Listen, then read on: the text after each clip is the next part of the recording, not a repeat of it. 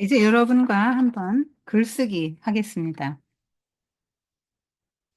자, 무슨 생각을 했습니까?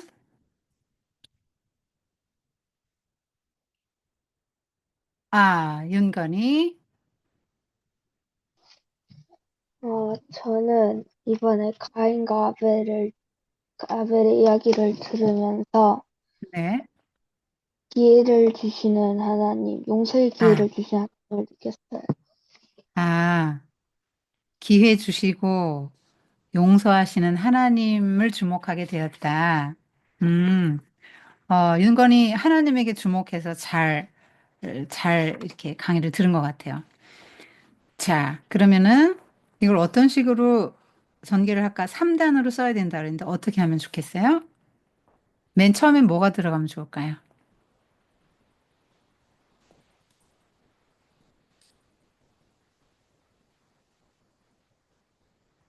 자, 맨 서두에는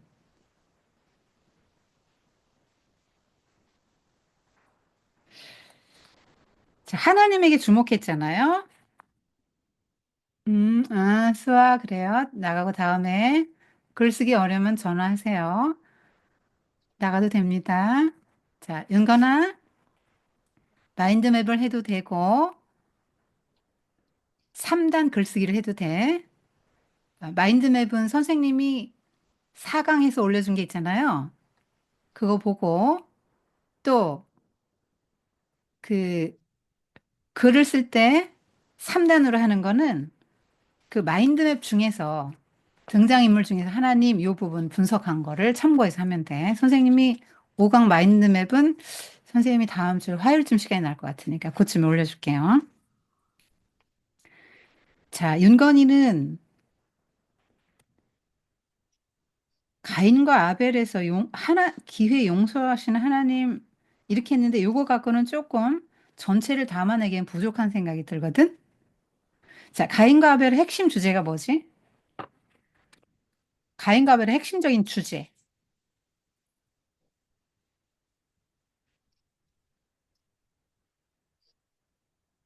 가인과 아벨의 스토리를 통해서 말하고자 하는 게 뭘까? 가인과 아벨의 두 계보가 있는데 어떤 예배는 받고 어떤 예배는 받지 않으신다잖아. 이게 핵심이야. 이 주제야. 네, 근데 하나님은 믿음으로 드리는 아벨의 제사를 기쁘게 받으셨고 가인의 제사는 받지 않았다. 이걸 말하는 거예요. 이게 핵심이에요. 그러니까 용서하시는 하나님은 너무 이제 부분적인 것만을 본 거겠지. 그래서 전체 중에서 핵심을 보는 훈련을 해야 돼, 윤건이가.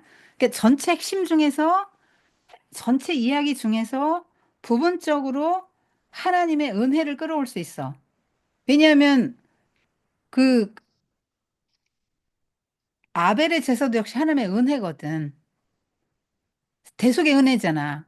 아벨의 제사에도 하나님 은혜가 숨어 있고, 가인에게 표를 주시고 이것도 은혜가 숨어 있는 거거든. 그래서 제목을 하나님의 은혜 정도로 잡을 수 있을 것 같아. 그지? 그 가인에게 향하신 은혜와 아벨에게 향하신 은혜를 다 쓸 수 있지. 그런데 거기서 이제 그 핵심 주제가 가인과 아벨의 제사잖아요. 제사인데 아벨의 제사는 받으시고 가인의 제사는 거절하셨다. 이게 핵심 주제예요. 그래서 그러한 그 죄가 3장에서 시작돼서 4장에서 확대되었다라고 말하는 거야. 요게 전체 핵심이야. 이거 놓치면 안 돼. 그러니까 서두에서는 도입이라고 해서 글의 문을 여는 거야. 그럼 이 전체 글에서 어떤 내용이 나온다는 거를 알려줄 수 있어야 돼. 서두에서. 암시를 받아야 된다고, 사람들이. 그러니까 내가 오늘 어떤 공부를 했는데 거기서 어떤 게 가장 인상적이었고 그래서 나는 이 글에서 어떤 걸 쓰겠다라는 것이 서두에 꼭 나타나야 돼. 네. 아, 선생님 동생이 강의하는지 모르고 전화했네. 선생님 동생이 아픈데 시도 때도 없이 전화를. 어, 자, 어, 그래서 서두에는 항상 그런 그 암시를 해주는 거야. 자, 봐봐. 용건아, 창세기 3장이 어떻게 시작되냐면, 하나님이 지으신 들짐승 중에 뱀이 가장 간교하더라 하면은, 뱀이 간교해서 무슨 일이 벌어질 것 같은 예감이 들게 딱 서두를 해놨지. 뱀이 등장해서 서두에 이렇게 해놨잖아요. 그 다음에 사장, 가인과 아벨이 있었는데, 이렇게 직업은 뭐고, 둘 다 제사를 드렸다 할 때, 그 제사 드리는 이야기가 앞으로 나오고 어떤 일이 제사 드리면서 벌어질 거라는 게 나올 거라는 게 암시가 좀 되잖아요. 그것처럼 서두에는 그 가인과 아벨이 어떻게 해서 아, 예배를 드렸는데 받아주고 안 받아주고 했다 하는 이 전체적인 그 내용의 소개가 꼭 들어가면서 내용 소개나 인물 소개가 가볍게 들어가면서 내가 어떤 이야기를 하겠다라는 것이 서두에 들어가야 되니까. 여기서는 가인과 아벨의 제사를 드렸지만, 가인에서는 거부하고 아벨의 제사를 받아주셨지만, 하나님은 가인에게도 은혜를 주시고 아벨에게도 은혜를 베풀어 주신 것, 것으로 나는 하나님의 은혜에 주목하여 강의를 들었다라고 쓰면 되는 거죠. 서두에는 꼭 암시가 들어가도록 해야 돼. 윤건아, 어, 너 앞으로 뭐 어떤 사람이 될 거냐? 뭐 직업 관해서 너 뭔가 생각하는 거 있니? 난 뭐가 돼야지 하고 생각하는 거 있어? 음, 아직은 없어? 이제 정해질 음, 거야. 공부를 이것저것 하다 보면 네가 맞는 게 생겨. 근데 무엇을 하든지 말과 글로 이렇게 너는 그, 너의 능력을 드러내기도 하고 너의 활동을 하게 돼. 직장에 들어가도 말과 글이고, 대학을 가도 말과 글이고, 어디를 가도 말과 글이야. 그래서 이걸 익혀. 선생님하고 지금 공부할 때 너의 생애 1년 동안 주어진 넌 또 창세기만 하지.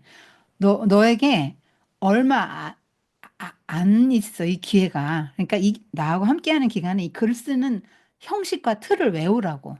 아, 서두에는 이렇게 접근해서 넓게 들어가면서 이렇게 내가 핵심을 갖고 말하려는 하나님의 은혜 부분을 이렇게 좁혀서 이 전체 내용에는 어떤 이야기가 전개된다는 암시를 꼭 줘야 되겠구나 하는 거, 이 서두를 외우라고. 그 다음에 용서하신 하나님 이렇게 쓰면 너무 부분적이라 그랬지? 자, 그럼 쓸 말이 없잖아. 하나님은 가인이 이렇게 잘못을 했는데 찾아가셔서 이렇게 질문도 하시고 또 카운슬링도 해주시고 기회를 주셨다. 이렇게 되면 한 문장으로 끝나면 쓸 말이 없잖아. 근데 글은 좀 길어야지. 이제 윤건이가 4학년이니까 이제 5학년 되잖아. 그러니까 이 분량이 글밥이 좀 있어야 되잖아. 그렇기 때문에 좀 하나님에 대해서 다양하게 좀 해보자는 거지. 그래서 하나님은 어떤 분이신가? 하나님은 어떤 분이신 것 같아? 하나님은 어떤 분이신가?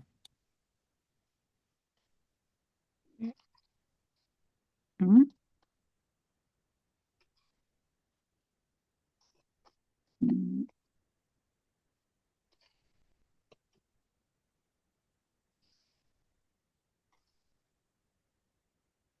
음, 사라졌네. 자, 어쨌든 하나님은 어떤 분이신가 할 때, 음, 알겠다. 자, 네가 생각할 때 하나님 어떤 분이에요? 여기 나타나 하나님.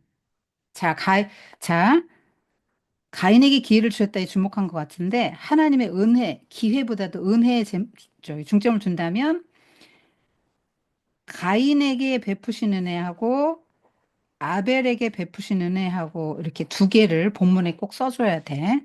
그러면 하나님은 가인에게 어떤 은혜를 베푸셨지? 어떤 기회를 주시고 어떤 은혜를 베푸셨어?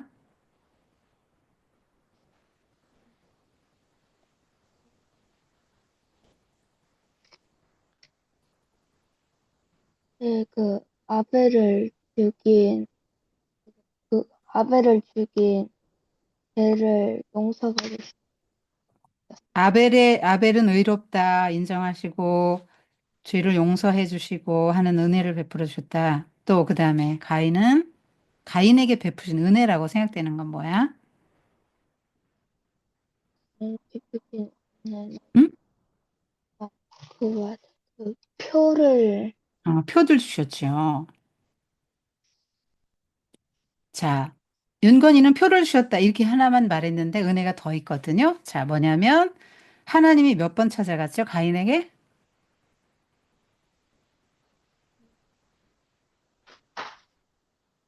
2번 찾아갔어요. 그러니까 죄 짓기 전에 가서 뭐라 그랬죠? 죄 짓지 마라. 죄 다스려.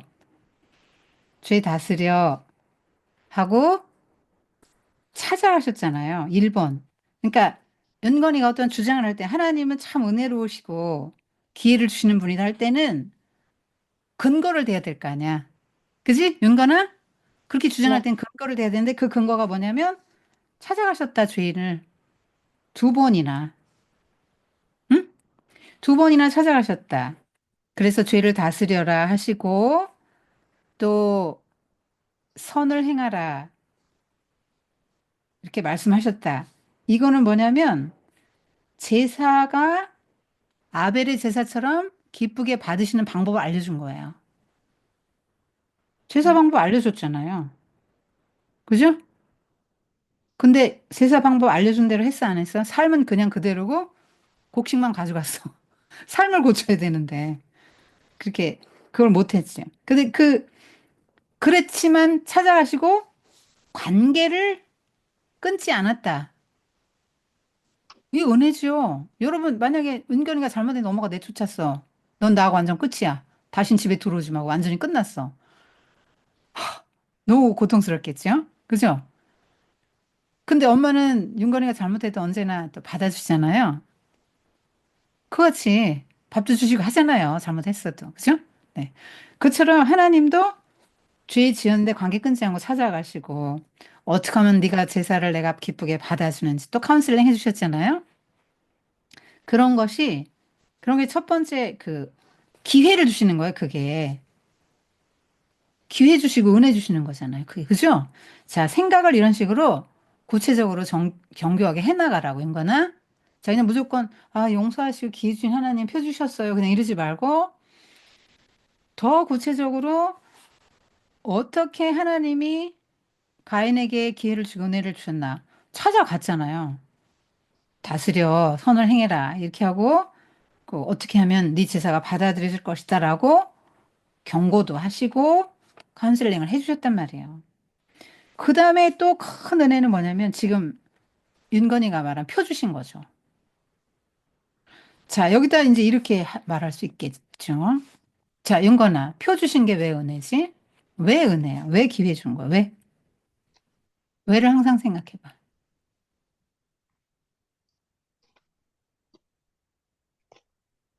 그 표를 보고 얘랑, 다른 그래. 하고, 잠깐만. 얘랑이 나가고, 선생님 번호 아니까, 선생님하고, 선생님 번호 알죠? 얘랑이 어머니? 안녕하세요. 예랑이가 글을 잘 처음엔 못 쓸 거예요. 근데 마인드맵을 제가 올려주니까 그거 참고로 해서 해도 되고요. 또 글을 쓰고 싶다. 근데 막막해서 글을 못 쓰겠다. 그러면 저하고 통화하게 해주시면 됩니다. 나가도 됩니다. 자, 그리고 다른 친구들이 글쓰기 지도 받은 걸 한번 들어봐요. 그 간접적으로 이제 글은 이렇게 쓰는 거구나 하는 걸 배우게 됩니다. 자, 윤건아, 표 주신 게 왜 은혜지? 그 사람 사람들이 그 표를 보고 음. 그거 그걸 보고 쟤를 죽이면 안 된다 그런 그런 사람들이 표를 보고 그, 동생을 죽였는데 두려움에 사로잡히잖아요. 다른 사람들이 나 죽일까 봐. 그런데 아니야. 너 안 죽게 해줄게 하고 살려주신 게 은혜죠. 아이, 동생 죽였으면 자기도 죽어야 정당한 벌 아니야. 죄에 비해서 상응하는 벌이지. 죽으면 죽음. 그런데 살려주셨다는 살려주신 게 은혜라는 거예요. 은혜. 기회 주신 거예요. 이제 하나님 뜻대로 다시 한번 살 기회를 주신 거잖아요. 사랑하면서. 그런데 그 기회를 잘 못 살렸죠. 그래서 가인에게 베푸시는 그 기회, 주신 기회, 은혜에 대해서 두 가지를 쓸 수 있어요. 찾아가시고 또 그 죽을 자 살려주시고 그 삶의 방향을 제시해 네. 먼저 나가세요. 통화 필요하면 전화하세요. 자, 그, 그 살 길을 열어주시고 또 삶의 바른 방향을 제시해 주셨어요. 아우 돌봐라. 이제 내 아우 어디냐는 얘기는 내 삶의 방식이 형제 사랑, 이웃 사랑이 되어야 된다. 바른 방향도 제시해 주셨죠, 하나님이. 그래서 그게 은혜예요. 가인에게 베푸신 은혜입니다. 물론 벌도 있지만 이런 은혜를 베푸셨고 아벨에게 베푸신 은혜는 죄를 용서해 주시고 하는 그 은혜를 베푸셨는데 이 아벨에게 베푸신 은혜의 가장 중요한 거는 대속의 그 재물, 대속 재물로 하나님을 만날 수 있는 길을 열어주신 거예요. 그게 은혜죠. 자, 아벨이 하나님을 만날 수 있는 길이 있어요, 없어요? 자, 아벨은 하나님을 만날 수 있는 길이 없어요. 근데 유일하게 길을 하나 열어주셨는데 그게 뭐냐면 하나님 만나려면 어떻게 된다고? 짐승의 피로 자기의 수치를, 죄의 수치를 가리면. 그죠? 하나님을 만날 수 있고 이렇게 된단 말이에요.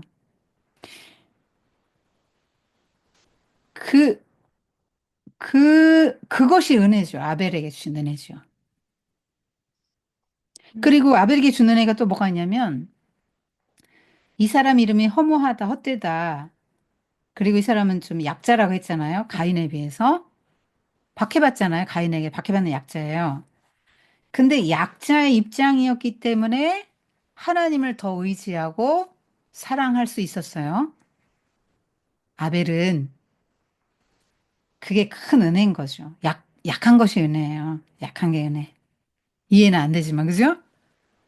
자, 이제 가인과 아벨에게 어떤 은혜를 주셨나 좀 정리가 됐어요? 네. 그렇게 하고 이제 결론은 오늘날의 그 나에게 미치는 걸로 좀 적용해 보면 좋겠어요. 오늘날 나에게 주시는 은혜. 오늘날 하나님은 내게 어떤 은혜를 주시나요?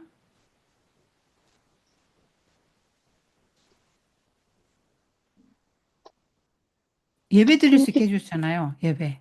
교회 나가서. 아빠가 목사님이잖아요. 그래서 예수님, 네, 굉장히 큰 은혜예요.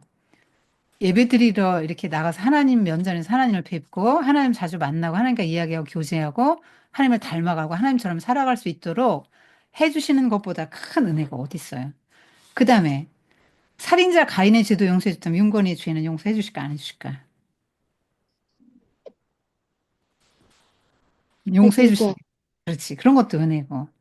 또 예수님이 이 땅에서 죽으시고 네, 알겠어요.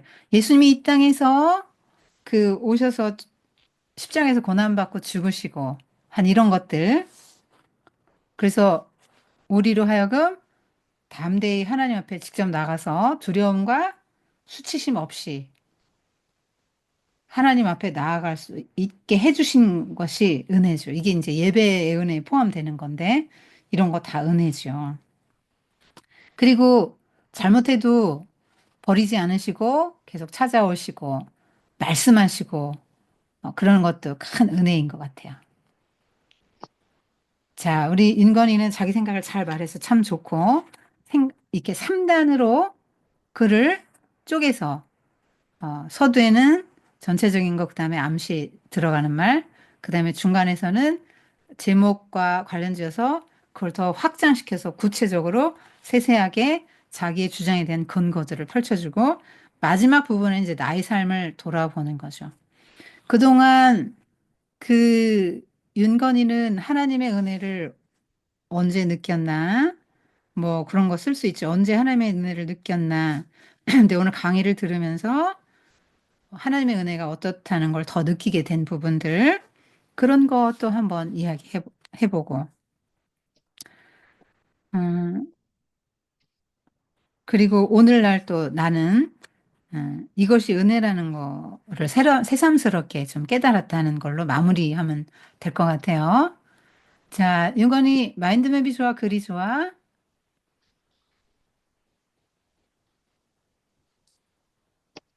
뭘 해도 괜찮아요. 마인드맵도 굉장히 수고로운 거거든요.